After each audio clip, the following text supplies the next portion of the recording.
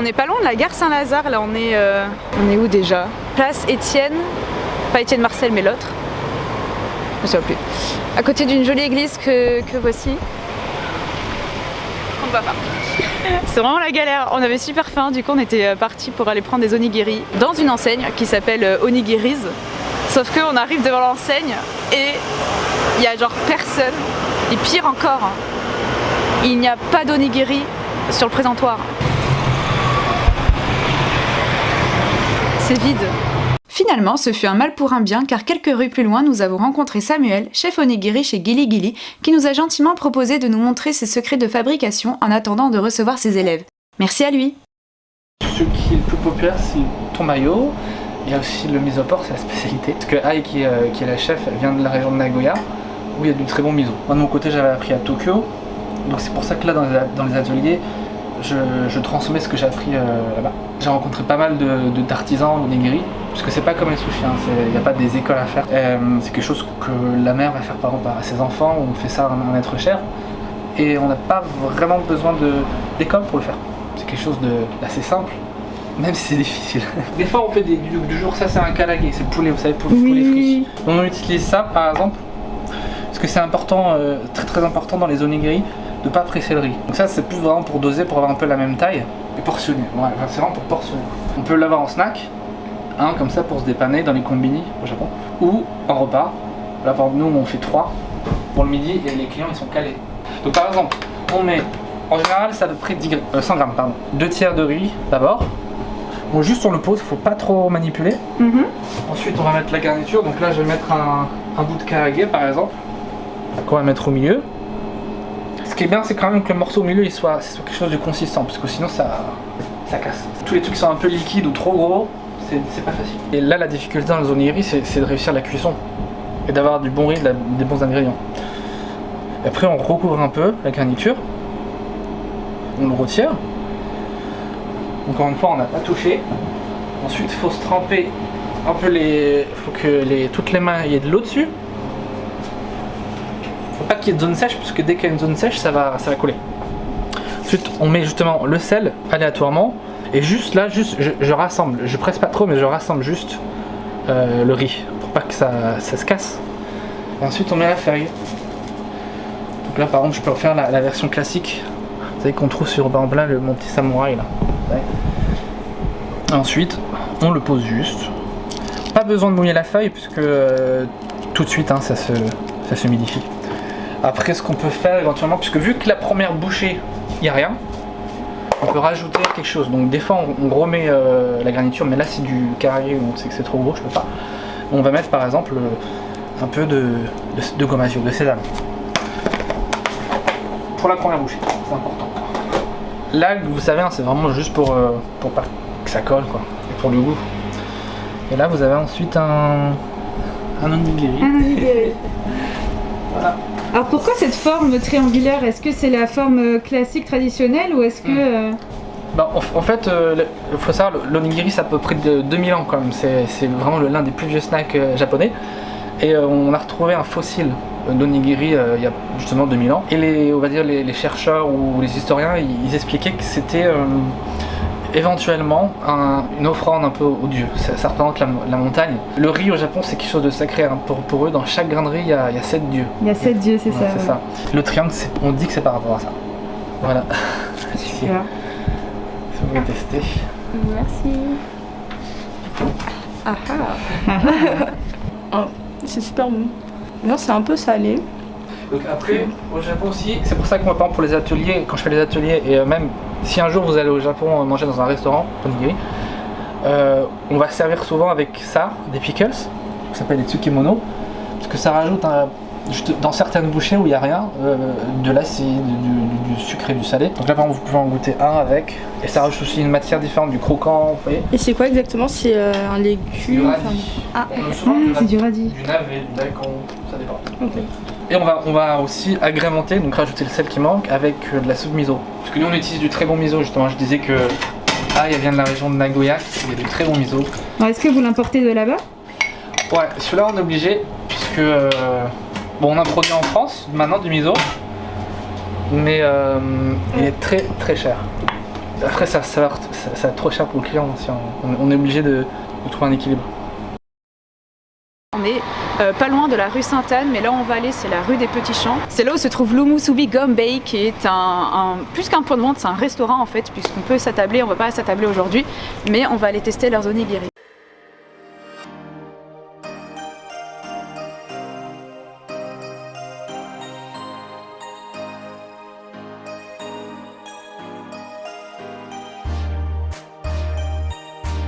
On avait trouvé un joli parc et en fait la pluie nous est tombée dessus et heureusement on n'était pas loin du Louvre. Mais du coup la poche elle est un peu trempe, genre j'espère que c'est pas le cas aussi des onigiri. Alors, donc c'est servi dans une boîte en carton comme ça. Et donc là c'est celui au umeboshi, saumon, et là c'est poulet mayo.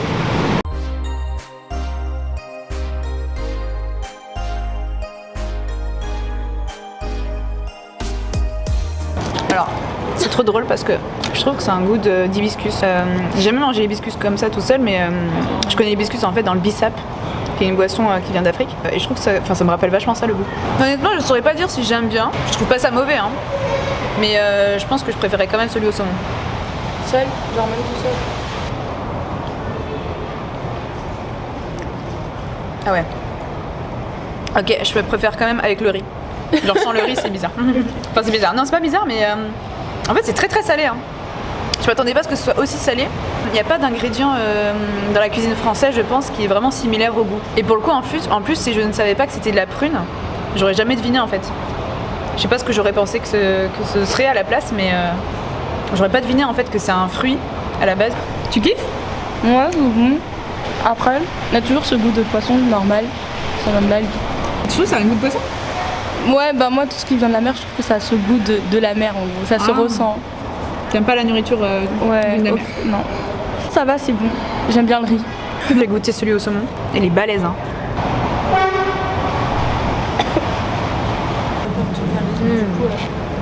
Le goût du saumon, on le sent bien. C'est pas comme dans les restaurants de sushi en fait qui vendent des makis au saumon. Souvent le saumon bof.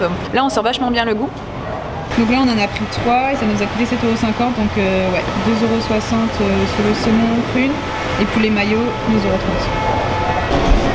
€. Petit euro Kmart, évidemment. On passe pas la rue Sainte-Anne sans aller au Kmart quand même. Ils sont marrants le packaging quand même. Non mais, lui le sang il va m'arracher la gueule. Ah ouais, non mais C'était bien. l'épice là, c'était horrible. Ça m'a arraché les lèvres en fait. Même pas la langue, mais les lèvres. J'avais plus de lèvres. Alors, ils ont mis ici des onigiri. Mais énorme. On va goûter celui qui est mort. Non, je vais goûter lui.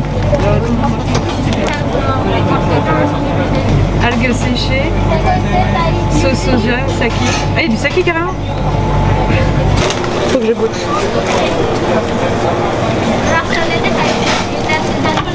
C'est coréen, elle en a souvent entendu parler. L'onigiri façon Kmart. Mais la feuille par contre, là la feuille de nori en fait elle est contrairement à tout à l'heure en fait à Umusubi. Bref. Contrairement à tout à l'heure où la feuille de nori elle recouvrait à peine même pas la moitié en fait de l'onigiri, là elle est complètement recouverte. Il y a des indications, j'avais pas vu, mais il y a des indications 1, 3 pour dire comment en fait il doit s'enlever. Voilà, on va partir depuis le début. Ah d'accord. Et après, comme ça?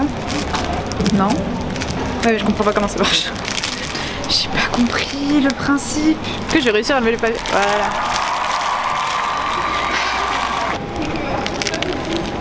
Oh! Putain, la feuille d'algue, elle a grave un goût de popcorn.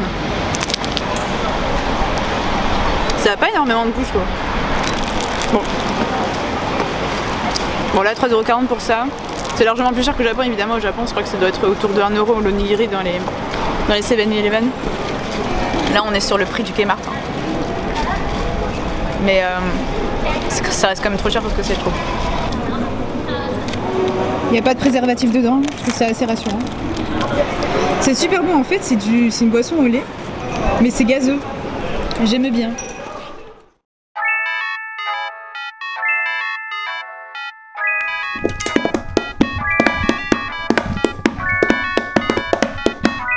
Bon, enfin, j'ai pu me procurer le Saint Graal. Pourquoi le Saint Graal? Parce que déjà, ça fait longtemps que je voulais les goûter, mais en plus, parce que, comme vous avez pu le voir en début de vidéo, bah, j'avais pas pu la première fois parce que quand j'ai pu me libérer, eux n'étaient pas libres. Donc, mais aujourd'hui, ils sont là. Donc c'est une enseigne qui est située à côté de Saint-Lazare, la gare Saint-Lazare. Et j'y suis allée un jour pluvieux, c'est pourquoi, voilà. Alors elle est très spéciale en fait cette enseigne parce que chaque semaine ils proposent 4 types d'onigiri différents, 4 goûts d'onigiri différents, donc 4 farces différentes. Et bon, il y en avait seulement 2 sur les 4 que je pouvais manger, c'est-à-dire qu'il y en avait un, c'était au poireau, mais j'aime pas trop ça, à part en tarte, mais bon. Et l'autre, c'était au porc et je n'en mange pas. Donc j'ai pris un au thon et un au poulet. Alors je crois que celui-là est au thon, je crois que celui-là est au poulet, mais je suis pas sûre. En fait, c'est pas écrit dessus, donc ce sera la surprise. Alors, où est-ce qu'on peut voir les menus d'aujourd'hui? Tiens, c'est où? Tiens, tiens, tiens. Tiens, laisse-moi qu'on a toute la vie devant soi. Et oh! Bon, normalement, chaque semaine, vous pouvez retrouver le menu de la semaine sur leur page Facebook, sauf que là, je vois qu'ils n'ont pas posté depuis le 15 novembre, on est quand même début décembre. Ça m'arrange pas tout ça. Ça ne m'arrange pas, ces histoires. Alors, pour en apprendre un peu plus sur eux, donc là, je suis connectée à leur site internet. Et alors, qu'est-ce qu'ils nous racontent? De Tokyo à Paris, un restaurant vous rapprochant du Japon. Onigiri est un restaurant spécialisé dans la conception d'onigiri frais et originaux faits sur place. De Tokyo à Paris, nos recettes honorent les grands classiques japonais tels que le thon mayo ou le saumon, mais s'aventurent aussi vers de la cuisine fusion qui tente de rapprocher nos frontières à travers des choix originaux tels que le bœuf bulgogi coréen ou l'international porc et filo. Oh, je retrouve le bulgogi coréen. J'adore la viande. J'ai envie de dire qu'importe le premier que je savoure, de toute façon je sais pas lequel est lequel. Alors... Est-ce que ça va être comme au Kmart? Là, je vais pas réussir. Bon, si, là, quand même, ça a l'air simple. Ah non, déjà, j'ai envie de dire quelque chose de très important. Le service est de qualité vraiment dans cette enseigne parce que vraiment, je suis rentrée dans l'enseigne et il y avait un groupe de collégiennes devant moi. Elles ont été traitées comme des princesses. Elles avaient genre 11-12 ans. Et voilà, le mec qui était là-bas, il était trop gentil. C'était vraiment un amour. Ouais, très poli, très serviable. Vraiment très gentil, très doux et tout, genre ça fait trop plaisir. Pour dire à quel point à Paris on n'a pas forcément l'habitude de ce genre de service. Mais oh là là, là il était vraiment... Ah, il était au top. Au top, au top, au top. Alors... Oh, il est balèze. Alors déjà je vais vous montrer là comme ça. Ça va se transformer en ASMR là tout ça, hein. Petite vidéo ASMR, hein. D'ailleurs, désolée, j'ai regardé dans le retour de la caméra depuis tout à l'heure. I'm sorry. Mais j'ai tellement peur que ça devienne flou à des moments. Hop là. Oh, il est beau. Ah, il est pas dégueu. Salut les filles, j'espère que vous allez bien. Alors aujourd'hui, on se retrouve pour une nouvelle vidéo. Non, vraiment, il me plaît. Ça me dit un truc cette odeur. En fait, ça me rappelle la sauce salade, mais là, ça a l'air d'être le même type d'ingrédients en fait qu'il y a sur leur photo de présentation là sur leur site internet. Ça sent le frais, ça sent le sain, S-A-I-N, et ça sent que j'ai bien mangé. Donc là, en fait, on a des petites, ce qui semble être des graines de sésame blond sur le dessus. Allons-y. C'est bien les bientôt. Donc on a thon citron. En fait, c'est ça que je sens, c'est le citron en fait. C'est tellement une bonne idée, j'adore. Le riz est très très bon, il est comme fondant, il est super bon. Et en plus il est citronné quoi, donc ça lui donne vraiment beaucoup de goût. Ah, ça colle aux doigts par contre. Mais normalement c'est du riz gluant. Alors le thon, je pense qu'il a aussi été citronné, mais quand même de manière assez délicate car je sens bien le goût du thon. Le goût du thon est assez fort et en même temps il y a cette touche de citron qui relève beaucoup le goût, donc c'est très... Enfin vraiment là je me régale. Ça se décompose sous mes doigts. Bon, je vous déconseille de manger des onigiri lors d'un date amoureux, c'est une très mauvaise idée. Bon, le thon c'est fait au poulet maintenant. Alors lui il est moins coloré. Très simple, très classique, mais qui ferait certainement son affaire. Alors les graines sentent très fort, je pense qu'elles ont été grillées. Souvent quand je me cuisine le riz chez moi, je le fais souvent avec des graines de sésame, alors je vous conseille, c'est une tuerie. Riz et sésame, c'est trop bon. Donc là j'ai le poulet. Le poulet est très très bon. On sent qu'il est de qualité, je pense que qu'ils font attention aussi à comment ils sélectionnent leurs produits parce que je sens pas que c'est un poulet cheap quoi. Non, bien cuit, petite couleur marronnée, sympa. Je préfère celui au thon parce que celui au thon il avait plus de saveurs, il y avait une diversité de saveurs qui était vraiment intéressante. Alors que là finalement on a un goût assez basique, voilà, on a le goût du poulet, le goût des graines de sésame, mais voilà il manque le petit truc en plus. Mais c'est très très bon. Je trouve que c'est pas très bourratif. Après je sais pas si c'est parce que j'ai un bon appétit. C'est vrai que là je m'apprête à le finir et je pourrais manger un plat quoi. Mais je suppose que pour les petites fins c'est très pratique. Mais le secret pour être le plus rapidement calé, enfin le plus sûrement calé on va dire, c'est de prendre le temps de mâcher parce qu'en fait il faut envoyer l'information au cerveau qu'on est en train de manger et pour cela en fait il faut mâcher. C'est pour ça qu'on se cale pas avec une compote par exemple. Et bien voilà, la séance dégustation est terminée. Bon écoutez, parmi alors j'en ai mangé 3, j'en ai goûté 3, ceux de chez Omusubi Gombei, celui du Kmart et donc celui de chez Onigiri's et mon amie a goûté celui de chez Gili Gili qu'elle a beaucoup apprécié. Mais bien sûr parmi ces 3 là, étant donné qu'il y en a un qui est une chaîne, l'autre qui est on va dire l'industriel et celui-là qui est tout fait maison, évidemment je préfère celui de chez Onigiri's. Je sais que ça se prononce pas comme ça, mais c'est pour que vous compreniez que ça se finit avec un Z. Voilà, je les trouve vraiment très très bons. Ça se voit qu'ils sont faits avec amour vraiment et qu'ils sont faits avec des produits de qualité, frais, etc. Ça se sent vraiment. Donc voilà, donc j'aime beaucoup ceux-là. Ils étaient au prix de 3,50€ l'unité, donc ce qui fait 7€ les deux. Ils proposaient aussi plusieurs accompagnements comme du curry japonais, de la soupe miso. Et diverses boissons japonaises telles que les fameux Fanta japonais que l'on connaît bien. Et bien sûr, comme je le disais tout à l'heure, le service au top. Voilà, j'espère que je vous ai donné des bonnes adresses à travers cette vidéo et que vous en avez appris un peu plus sur le onigiri. Merci beaucoup d'avoir regardé cette vidéo, on se retrouve pour une prochaine. Ciao ciao!